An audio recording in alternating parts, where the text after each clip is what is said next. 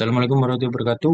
Saya Dwi Lagi dengan NPL 50172314040 dari mata kuliah analisis data digital. Kelas B akan menjelaskan tentang moving average, smoothing and analysis of self-potential anomaly data using simple moving average with variable window size. Next, ini saya akan membahas 4 outline. Moving average itu sendiri, eh, flow dari code-nya, result analysis, dan conclusion. Yang pertama tentang moving average, di mana moving average adalah teknik untuk memperoleh sinyal dengan mengganti setiap titik data dengan rata-rata titik-titik data di sekitarnya, seperti itu. Nah, gunanya untuk apa, Pak? Gunanya untuk mengurangi noise acak dan menyoroti pola-pola penting, seperti anomali gravitasi. Nah, kalau di sini kita menggunakan anomali untuk data SP, self potential. Moving average sendiri digunakan karena dapat menghilangkan noise frekuensi tinggi, meningkatkan visibilitas tren, dan membantu mengidentifikasi anomali geofisika yang tertutupi oleh noise atau sumber lain. Seperti itu. Ini langsung saja ke flow code-nya. Di sini nanti akan saya plot data SP, apply moving average, apply moving average dengan 5 variasi window size, dan kita coba untuk compare. Seperti itu. Langsung saja mungkin ke code-nya. Di sini saya sudah menyiapkan code. Eh, ini saya siapkan hanya ini ya, ininya saja, apa namanya, kayak template-nya saja. Untuk datanya baru kita coba simulasikan secara bareng-bareng. Oke, kita coba simulasikan dengan yang pertama itu kita perlu load datanya dulu. Load data SP, misal. Kita definisikan datanya itu D, karena ini saya menggunakan CSV. eh, Sini judul judul apa namanya, datanya adalah assignment 2, nah seperti ini, dot csv. Nah,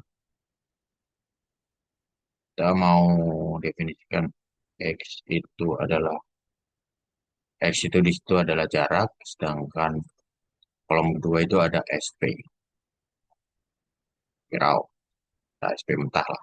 Ya, pirau, dan kita x dulu, df, kita kalau nggak salah nama ininya distance, kolomnya ya, itunya distance meter ini, nah gini, itu sampai tip. Nah, ini kalau yang SP kita tinggal ganti distance menjadi SP.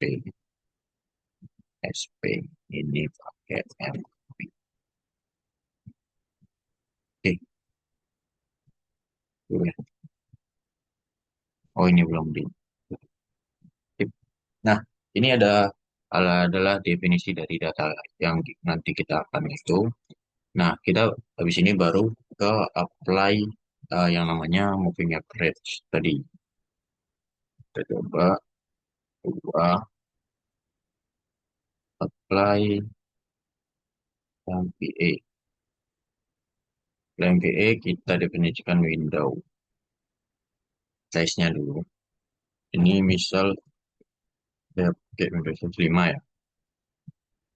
Kita simple moving average. Tapi average dari SP raw ini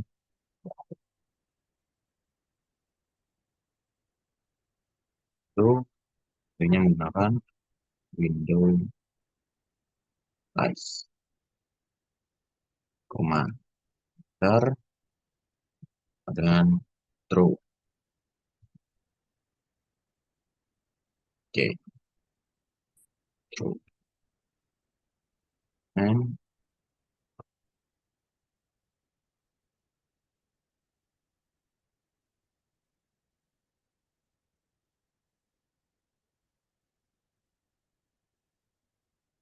Oke, ini.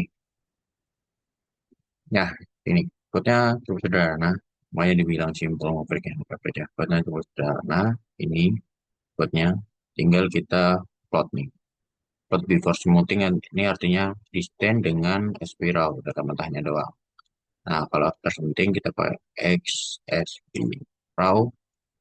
Terus kita tambahi, kita tindih pakai X dengan simple moving average dengan warna blue. Ini kan light gray. Coba kita run. Oke. Hmm, masih loading di sini. Oh,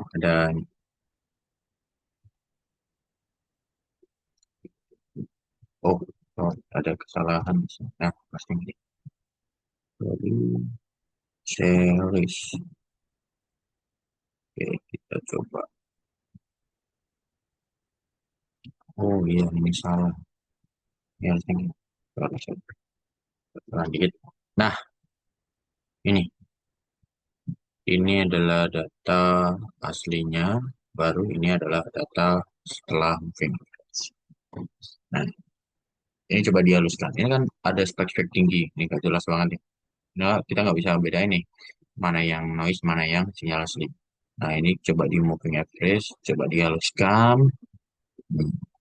Ini nantinya akan bergantung terhadap window size-nya. Nah, kita masuk ke apply yang kedua nih. Yang pakai 5 variasi. Nah, kalau mau pakai yang 5 variasi, bisa aja ini langsung copy code-nya. Kita pakai yang di bawah sini kan. Ya, ini window size-nya kita ganti cara perebutan. Dari misal aku mau 3, 5, 7, 11, 15 nih. Tahu. Oke. Dan oke,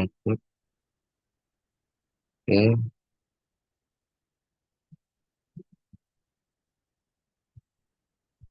Ini ganti ini cuma di file.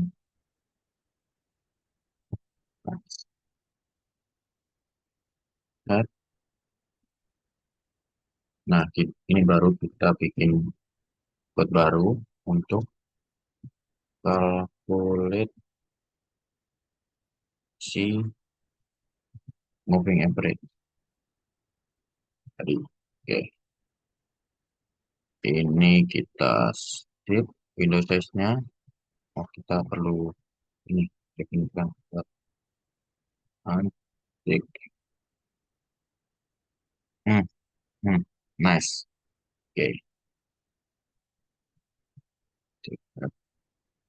ini nggak perlu karena tadi kita juga sudah ada kita pakai di kolom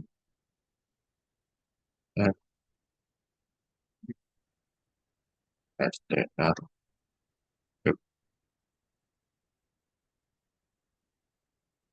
Ini, oke, sip. Kita di kolom. Nah, kita calculate MVA-nya ini pakai for window in window size. Ya, for window ke window size ini. Ini data yang tadi kita hapus saja. Kita pakai SMA font of S. Kalau tadi ya, print fonts.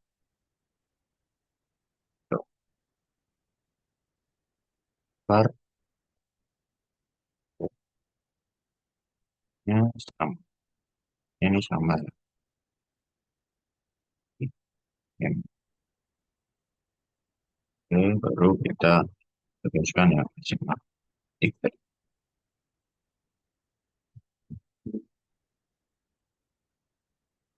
Yo, Sama. Kita dulu. Oh, jadi yang salah. Ini bagian yang for window. Oh ya, ini belum dipakai. Ini. Nah, wah, nah, kayak gini nih misalnya. Apa kita ganti aja ya, yang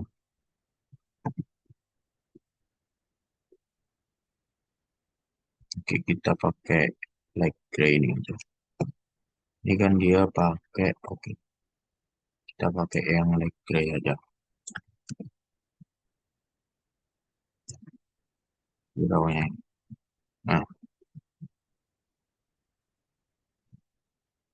gray, apel yang PLT SMA ini kita pakai yang ini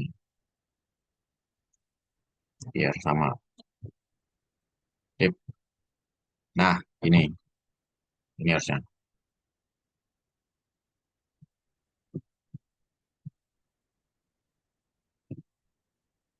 Oke,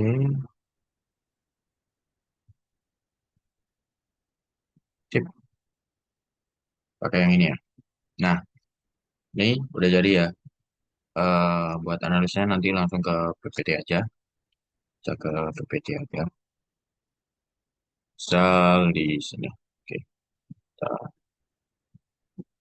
cobain. Oke, ini saya udah siapkan ini. Sama kayak yang code kita simulasikan tadi. Sama aja. Cuma ini udah saya persiapkan aja di sini. Jadi ini result dan analisis buat smooth moving average di window 3. Nah, analisisnya seperti apa? Kita lihat di grafik ini. Tingkat noise-nya masih cukup tinggi.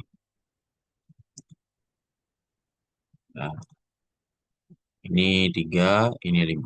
Nanti kita coba lihat eh, perbedaannya. Gitu. Untuk sinyal masih sangat menyerupai data-data.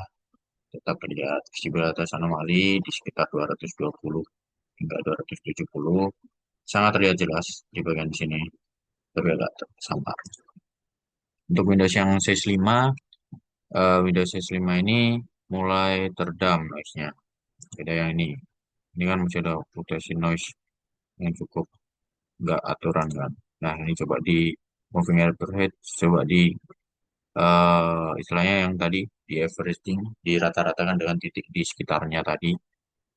Tingkat noise-nya mulai teredam, visibilitas sangat baik. Sinyal utama menjadi lebih jelas karena noise menurun tanpa kehilangan ciri khas bentuknya. Ini. Untuk yang 7 malah semakin halus dia. Malah semakin halus, ya cukup terlihat baik moving average-nya. Untuk yang ini malah sangat terlihat halus, bahkan ini malah kurang merepresentasikan buat sinyal aslinya. Ini malah langsung di sini. Nah, harusnya masih ada nih. Akibatnya ini visibilitas anomalinya menurun. Itu. Nah, ini 11, ini 7. Untuk yang 15 malah lebih sangat-sangat eh, halus, namun ya itu hampir seluruh noise tereliminasi, bahkan anomalinya tidak terlihat dengan baik, sehingga bisa menyulitkan interpretasinya. Ini kita coba yang pertama lagi, 3, di sini 5, hampir tidak jauh beda, tapi fluktuasi yang window 3 lumayan cukup masih terlihat dibandingkan yang 5 ataupun 7, gitu.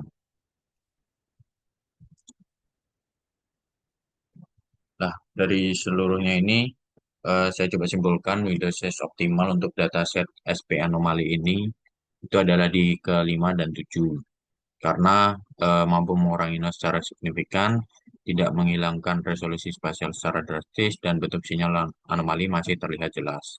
Kita coba lagi ke 5 dan 7.